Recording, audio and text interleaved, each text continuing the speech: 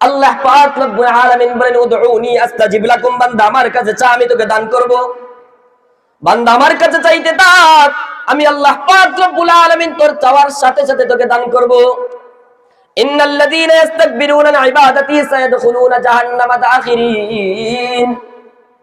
যদি কোনো বান্দা আমার কাছে না চায়, আমার কাছ থেকে মুখ ফিরিয়ে নেয়, ওই বান্দাকে তোমরা সুসংবাদ, ওই বান্দাকে তোমরা সংবাদ দিয়ে দাও, কাল কিয়ামতের কঠিন ময়দানে আমি আমার ওই বান্দাকে লাঞ্ছিত অবস্থায় তাকে জাহান্নামের মধ্যে নিক্ষেপ করব। আল্লাহ পাক রব্বুল আলামিন বলেন লা তাকনাতু মির রাহমাতিল্লাহ। বান্দা হতাশ হওয়ার কোনো কারণ নাই, নিরাশ হওয়ার কোনো কারণ নাই, চিন্তিত হওয়ার কোনো কারণ নাই। আমি আল্লাহ পাক রব্বুল আলামিন তোর জন্য দয়ার সাগর হিসাবে আমি আছি।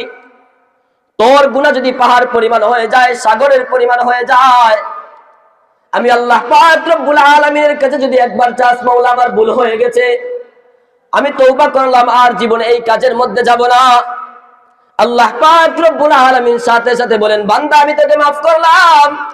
কাল কিয়ামতের কঠিন ময়দানে আমি আল্লাহ পাক রব্বুল আলামিন 10টা দুনিয়ার সমান একটা জান্নাত আমি তোর জন্য বরাদ্দ করে দিলাম।